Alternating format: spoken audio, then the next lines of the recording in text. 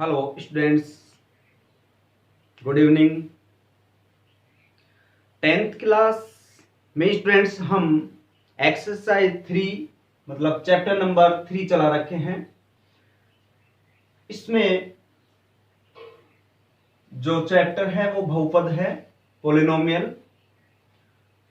इसकी द्विघाती बहुपद, उसके शून्यांक, उसके गुणांकों और शून्यांकों में संबंध और द्विघाती बहुपदों में भाग देना, विभाजन एल्गोरिथम विधि, ये सभी वीडियो हमने प्रोवाइड करवा दिए हैं स्टूडेंट्स। आज हम आपके लिए बहुत ही अच्छा टॉपिक लेकर के आए हैं, तो ध्यान दें।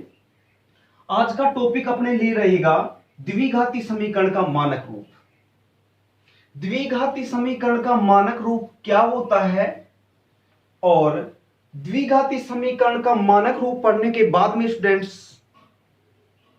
हम समीकरण देंगे आपको और आपको पहचान करके या जांच करके बताना है कि यह द्विघाती समीकरण है या नहीं है, द्विघाती समीकरण का मानक रूप है या नहीं है।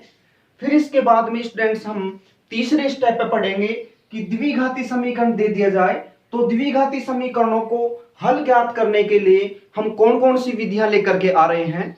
द्विघाती समीकरण की जो भी विधियां हम लाएंगे वो आज ही आपको बताने वाले हैं, तो अच्छी तरह से क्लियर रूप से ध्यान दें स्टूडेंट्स। आज हम द्विघाती समीकरण का मानक रूप पढ़ रहे हैं।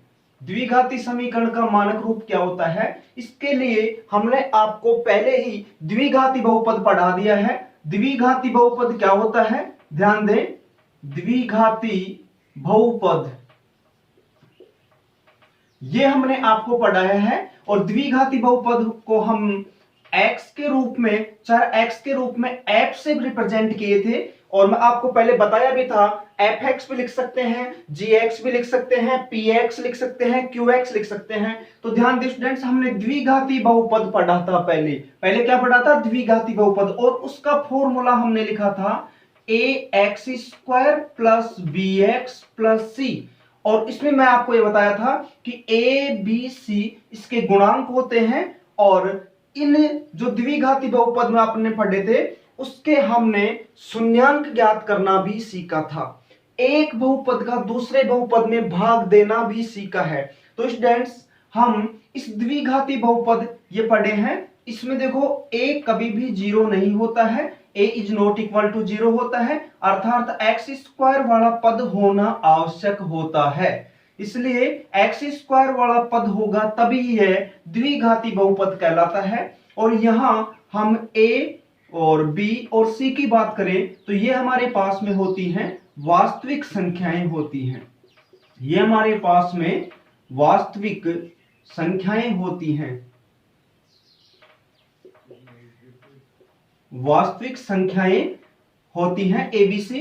अब हम बात कर रहे थे द्विघाती समीकरण की, तो हम द्विघाती समीकरण पढ़ने से पहले द्विघाती बहुपद fx ax² plus bx plus c a is not equal to zero, इसका अर्थ ये होता है कि a कभी भी जीरो नहीं होगा। यहां a का मतलब है x² का गुणांक कभी भी जीरो नहीं होगा। जब x² का गुणांक a जीरो नहीं होगा तो इसका मतलब x² वाला पद तो हमेशा ही रहेगा, तभी है वह द्विघाती बहुपद माना जाएगा। अब बात करते हैं हम द्विघाती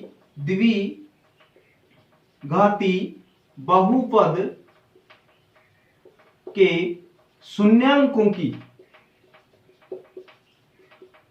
शून्यांक क्या होते हैं, हमने पढ़ा है द्विघाती जो बहुपद पढ़े हैं उनमें शून्यांक पढ़े हैं। तो शून्यांकों का अर्थ हमने स्टूडेंट्स क्या पढ़ा है कि शून्यांक वो मान होते हैं जो द्विघाती बहुपद के मान को शून्य कर देते हैं। शून्यांक क्या होते हैं, शून्यांक वो मान होते हैं कि उनको यदि हम द्विघाती बहुपद में रख दें तो उसका मान शून्य हो जाता है। तो शून्यांकों के मान हमने ज्ञात किए थे कि द्विघाती यदि बहुपद होता है, द्विघाती बहुपद होता है तो उसके शून्यांकों की संख्या भी कितनी होती है, 2 होती है।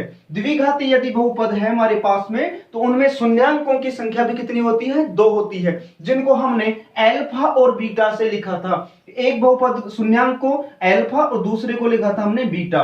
तो हमने देखा कि द्विघाती बहुपद के जो शून्यांक थे उनका यह अर्थ था कि यदि शून्यांकों को बहुपद में रख दिया जाए तो वह बहुपद शून्य हो जाता है।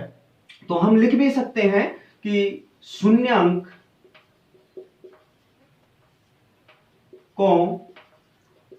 का मान यदि बहुपद में रख दिया जाए तो उस बहुपद का मान शून्य हो जाता है, अर्थात f(x) बराबर 0 हो जाता है। तो स्टूडेंट्स ध्यान दें, द्विघाती बहुपद के शून्यांकों का मतलब यह हुआ कि यदि शून्यांकों का मान बहुपद में रख दिया जाए, ये बहुपद है हमारे पास में, शून्यांक होते हैं x के मान। मैंने आपको शून्यांक ज्ञात करने का तरीका भी बताया था गुणनखंड विधि से। द्विघाती समीकरण जो पिछला वीडियो था उसमें द्विघाती समीकरण से गुणनखंड विधि से इसके टुकड़े करके और उससे x के दो मान निकालते थे, उसमें एक को अल्फा और एक को बीटा मानते थे और वो अल्फा और बीटा ही शून्यांक होते थे। उनके मानों को यदि वापस f(x) में रख दिया जाए, x की जगह में वो मान रख दिए जाएं तो उसमें f(x) का जो मान है वो 0 हो जाता है, इसलिए उन्हें शून्यांक कहते हैं क्योंकि वो बहुपद के मान को शून्य कर देते हैं। तो ये बात कर रहे थे हम। अब ध्यान दें स्टूडेंट्स, यदि शून्यांकों का मान रखने पर बहुपद का मान 0 हो जाता है, इसका मतलब ये भी है कि f(x) जो बहुपद है उसको शून्य के बराबर रख करके x के दो मान निकाल लें तो वो शून्यांक होंगे, या शून्यांकों के मान को f(x) में रख दिया जाए और वो शून्य हो जाए तो फिर x के वो मान शून्यांक कहलाते हैं। तो इस प्रकार से हम देखते हैं कि यदि किसी द्विघाती बहुपद में शून्यांकों का मान रखने पर और f(x) का मान यदि 0 हो जाता है तो वो शून्यांक कहलाते हैं, और ये जो f(x) बराबर 0 है यही द्विघाती समीकरण कहलाता है। द्विघाती समीकरण ध्यान दें, द्विघाती समीकरण क्या कहलाता है? द्विघाती बहुपद में शून्यांकों का मान रखने पर द्विघाती बहुपद 0 हो जाता है। इसका मतलब यह है कि द्विघाती बहुपद को 0 के बराबर रखने पर वो द्विघाती समीकरण कहलाता है। यही समझने की बात थी कि द्विघाती समीकरण में और द्विघाती बहुपद में क्या अंतर है, कि द्विघाती बहुपद होता है f(x) बराबर ये, और यदि उसमें शून्यांकों का मान रख दिया जाए तो द्विघाती समीकरण का बहुपद का मान 0 आ जाता है। तो वो जो f(x) बराबर 0 कहते हैं शून्यांकों के लिए f(x) बराबर क्या होता है? 0। शून्यांकों के लिए f(x) बराबर क्या होता है? 0। तो वो जो कंडीशन है हमारे पास में, यही तो क्या है हमारे पास द्विघाती समीकरण का मानक रूप है। द्विघाती समीकरण का मानक रूप शून्यांकों के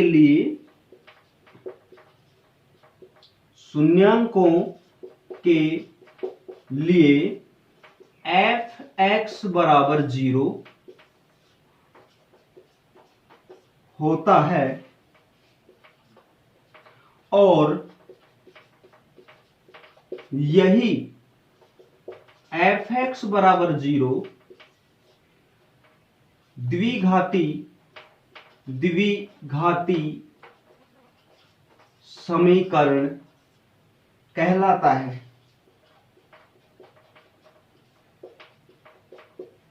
f(x) बराबर 0 ही द्विघाती समीकरण कहलाता है। इसका मतलब हमारे पास में जो द्विघाती बहुपद है f(x), इसको 0 के बराबर रखने का मतलब है, f(x) बराबर 0 का मतलब है कि f(x) को 0 के बराबर रखेंगे, इसका मतलब ax² plus bx plus c को 0 के बराबर रखेंगे।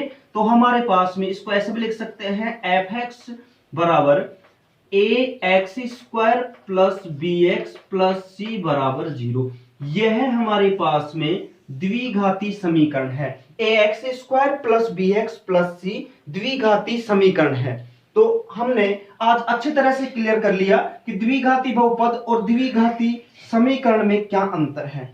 अब यहां हमें मालूम है कि a is not equal to zero, a कभी भी जीरो नहीं हो सकता है। द्विघाती बहुपद में या द्विघाती समीकरण में ए का मान कभी भी जीरो नहीं होता है।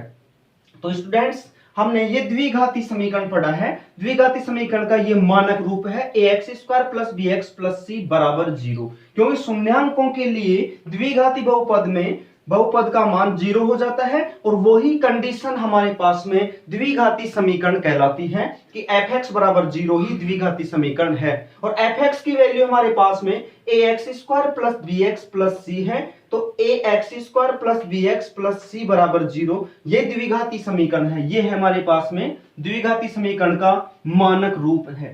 तो अब हम देखते हैं स्टूडेंट्स, इसके कुछ एग्जाम्पल लेते हैं कि ये जो समीकरण है ये द्विघाती समीकरण है या नहीं है।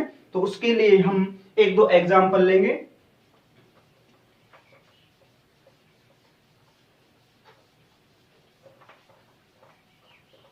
और उन एग्जाम्पलों से हम देखते हैं, जांचते हैं कि यह द्विघाती समीकरण का मानक रूप है या नहीं है। देखते हैं स्टूडेंट्स, हमारे पास में एक एग्जाम्पल है x माइनस 2 और x प्लस 1 बराबर x माइनस 1 और x प्लस 3। ये जो समीकरण है हमारे पास में, ये द्विघाती समीकरण है या नहीं है। तो इसको सोल्व करेंगे, इसका बायां पक्ष और दायां पक्ष दोनों पक्षों को सोल्व करके और इनका पक्षांतरण करके बराबर जीरो रख करके, और हम देखते हैं कि ये द्विघाती समीकरण है या नहीं है। तो गुणा कैसे करते हैं, इसका पहला पद x का, x जो पहला पद है इस कोष्टक में, इस गुणनखंड में x को इन दोनों से गुणा करवाएंगे। तो देखो x को इस x से करवाएंगे x², x को x से गुणा करवाने पर x² होता है। x को 1 से करवाएंगे तो प्लस में यहां क्या जाएगा 1, x को 1 से करवाएंगे तो 1x। फिर -2 को करवाएंगे इन दोनों से, तो -2 को x से करवाएंगे -2x, और -2 को 1 से करवाएंगे -2। और इधर भी देखो ऐसे ही करवाएंगे, x का x से करवाएंगे तो x², x को x से गुणा करने पर x² होगा। फिर x को 3 से करवाएंगे तो 3x, और -1 को x से माइनस का x, और -1 को 3 से करवाएंगे तो -3। गुणा करवाते हैं। फिर हम देखते हैं स्टूडेंट, देखो ये हमारे पास में x² है, यहां देखो x प्लस का 1x है और ये माइनस का 2x है, तो माइनस का 1x ज्यादा है, तो माइनस का 1x बचेगा। देखो प्लस का 1x है, एक कुछ भी नहीं लगा तो 1 माना जाएगा, 1x प्लस का है, माइनस के 2 है तो माइनस का 1 ज्यादा है, तो माइनस के 1x बचेगा, और यहाँ माइनस का 2। यहां बचता है स्टूडेंट देखो x², यह 3x है, इसमें से 1x घटाओगे तो ये प्लस के 2x बचेंगे, और ये माइनस का 3। अब हम देखते हैं इनका पक्षांतरण इधर करते हैं, तो ये हमारे पास में देखो x² माइनस x माइनस 2, और देखो ये x² प्लस का है, इधर आएगा तो ये हो जाएगा माइनस का x²। ये प्लस का 2x है, इधर आएगा तो हो जाएगा माइनस का 2x, और ये माइनस का 3 है तो ये इधर आ जाएगा, किसका हो जाएगा प्लस का 3। एक क्लास में हम ये भी बताएंगे कि किसी भी एक पक्ष से दूसरे पक्ष में किसी चर को या अचर को पक्षांतरण करने पर चिन्ह कैसे बदलते हैं। प्लस का होता है वो माइनस हो जाता है, और माइनस का होता है वो प्लस हो जाता है। गुणा में होता है वो भाग हो जाता है, भाग में है वो गुणा हो जाता है। तो वो हम आपको क्लियर करवाएंगे।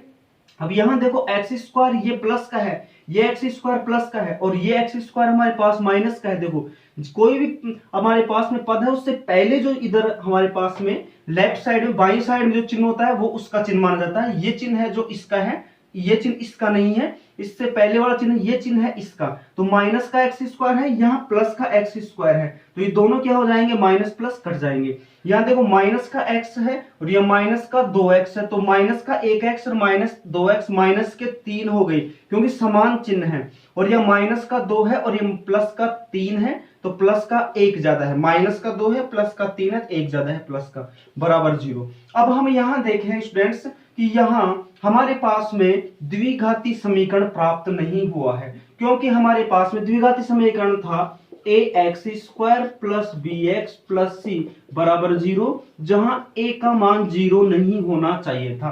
अब यहां देखो, यह देखो c की जगह में 1 है और bx की जगह में 3x है, प्लस की जगह माइनस है, लेकिन ax² वाला पद यहां पर नहीं है। इसका मतलब a का मान यहां पर क्या है, 0 है।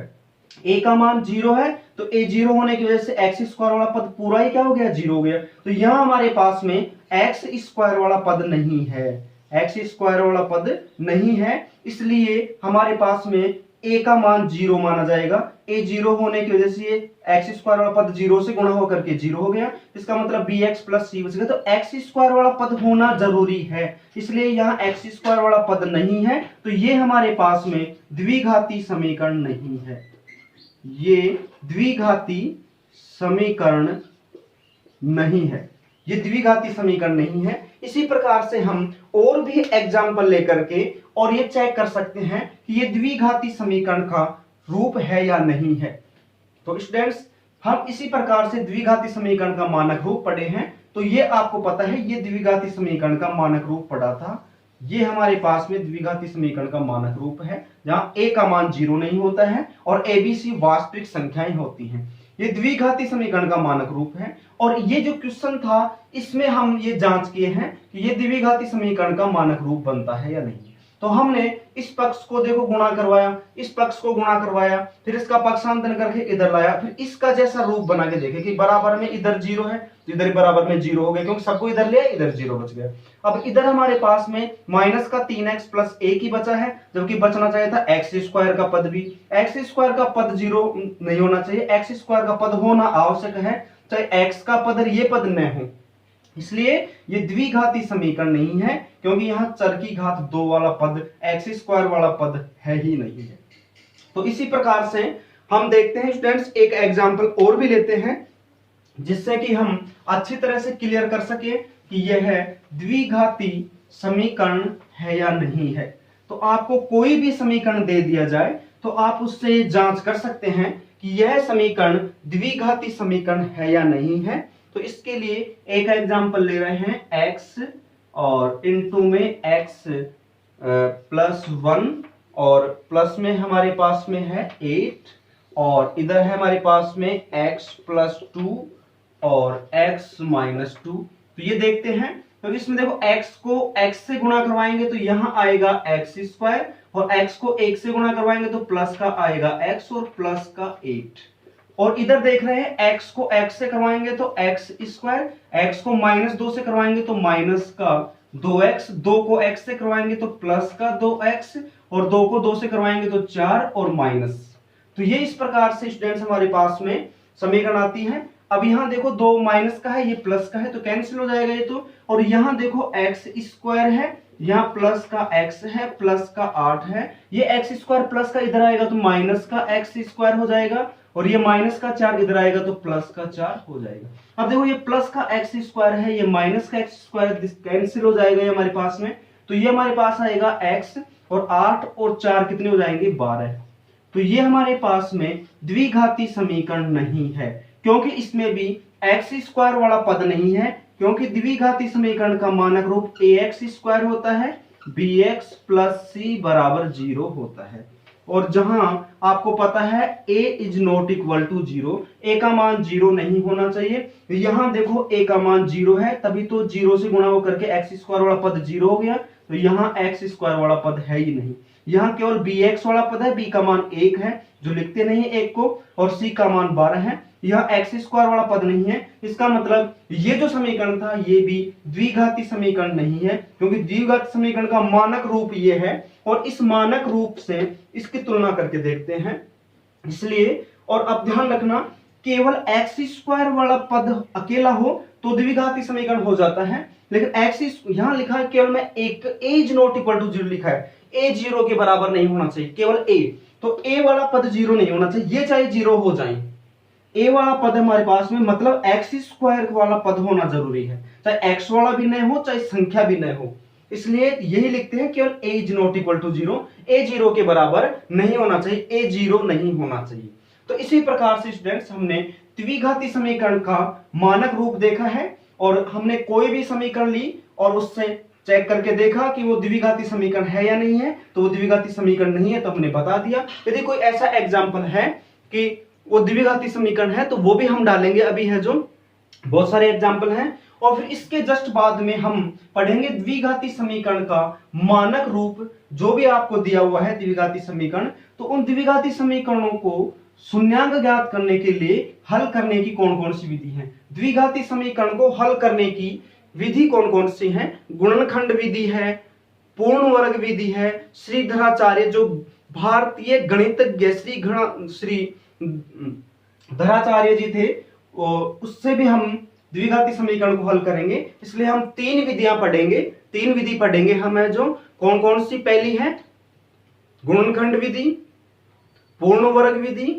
और श्रीधराचार्य सूत्र के द्वारा हम द्विघाती समीकरण का हल ज्ञात करना सीखेंगे।